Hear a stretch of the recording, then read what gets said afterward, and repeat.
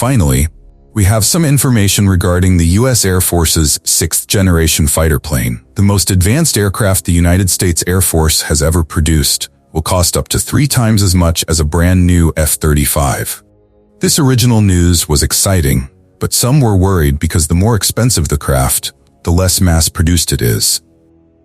To put it into perspective, the F-35 costs roughly $100 million per unit, whereas the USAF's 6th-generation fighter is expected to cost around $300 million per unit.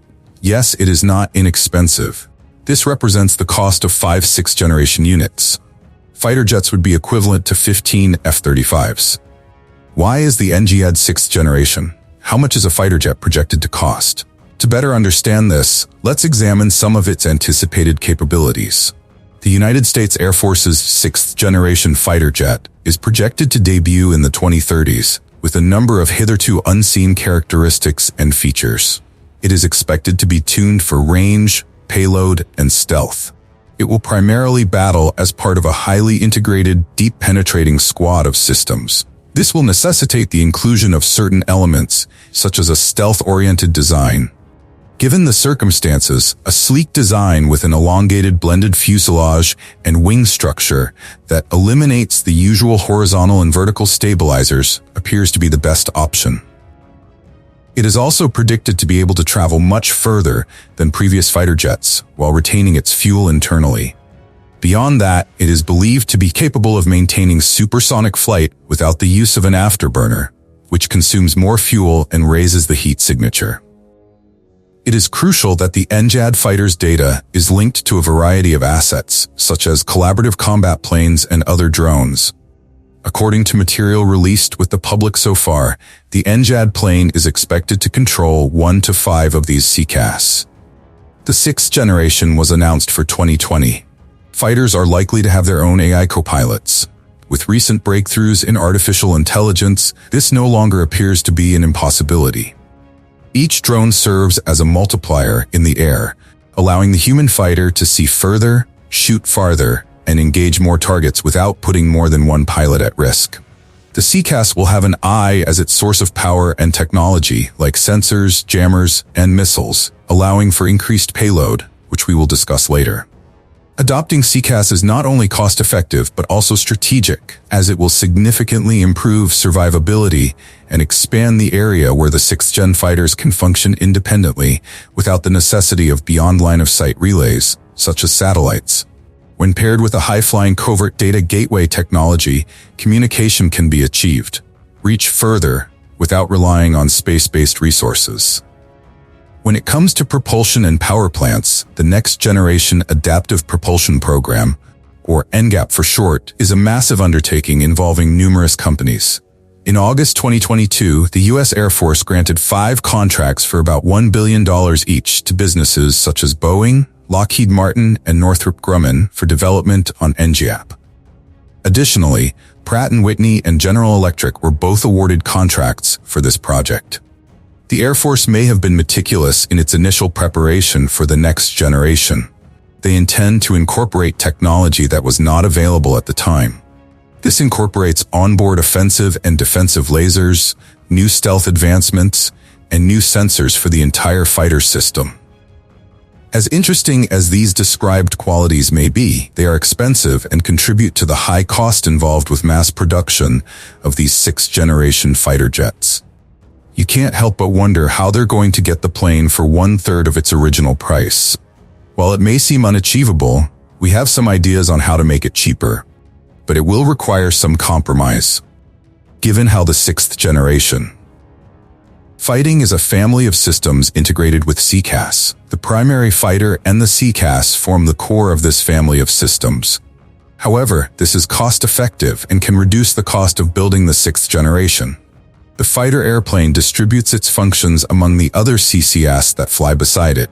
The 6th generation fighters may be jets equipped with humans, providing a line of sight for controlling CCAs and managing tactical operations. Adopting this strategy will lead to the creation of the 6th generation. The aircraft itself may not require its own radar and specialized sensors. Systems such as the Infrared Search and Track, IRST, electronic support measures, and electronic warfare capabilities could be distributed among modular CAS or other nearby platforms. If necessary, some of these could potentially be handled by space-based platforms or constellations, with data transmitted in real time to the aircraft. This is problematic because it will limit the primary 6th generation. The fighter will heavily rely on the CAS, but it will also significantly reduce costs. Aside from this, the CAS might also be used as distributed payload platforms. Aircraft such as the XQ-67 offboard sensor station have adopted this technology. We could even call it an early test of such a system. However, adopting that approach will result in the 6th generation. In high-intensity combat conditions, the fighter will be less capable alone. However, such an approach will be incompatible with the 6th generation. Fighters were always supposed to be. It is a large interceptor-like aircraft with a relatively large battle radius and the ability to carry a significant cargo of different armaments internally, all while maintaining its low observability or stealth capabilities. There has been a decrease in the 6th generation's payload requirements. Fighters would streamline their designs and minimize platform size. This would considerably reduce costs because everything from propulsion requirements to airframe dimensions would be reduced. This does not necessarily imply that the fighter will be unarmed. It could still carry a reduced weapons loadout, such as 4 AIM-120 or AIM-260 missiles, 2 AIM-9X Sidewinders, or 4 small-diameter bombs or SDBs for air-to-ground missions. This configuration would be enough for contingency and normal operations in less contested airspace, such as the Middle East, where the CAS may not play a significant role in regular missions. Where heavy payloads are required, CAS or platforms such as the B-21 Raider might be used in more contested locations, while F-15EXs and B-52s could play a similar role on the outskirts of high-threat zones. So instead of a very expensive 6th generation, a portion of those monies could be used to purchase more B-21s or F-15EXs to assist air dominance missions related to the NGAD program. Anyone familiar with Air Force operations understands the importance of fuel. If the 6th generation, if it possessed any of the characteristics we previously discussed, gasoline would have posed a significant challenge and cost. It may have even required a stealthy tanker to operate at the edge of contested airspace. If this is the case, the U.S. Air Force might need to develop a stealth tanker which could partially offset the requirement for a significantly longer-range 6th-generation crew tactical jet. The plane's performance targets could possibly be changed.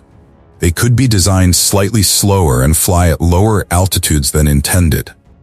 By reducing severe or cutting-edge performance requirements and avoiding the high costs associated with new materials and technology, the NGAD airframe might be made simpler and less expensive. This will also lead to a decrease in the goals set for the next-generation adaptive propulsion program. A modified version of one or both of the existing engines would further cut costs.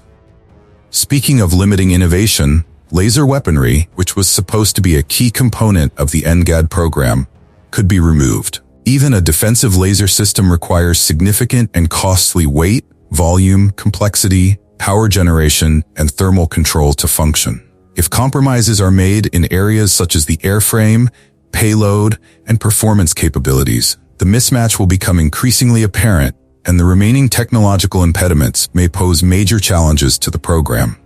In layman's terms, if the other major breakthroughs rumored for this aircraft fail, the laser must also fail. So, where does the removal of advanced payload sensors and electronic warfare gear leave us? For starters, we have a lighter, smaller airplane. However, this only provides us with a skeleton for what we've always considered the 6th generation. Fighters would be.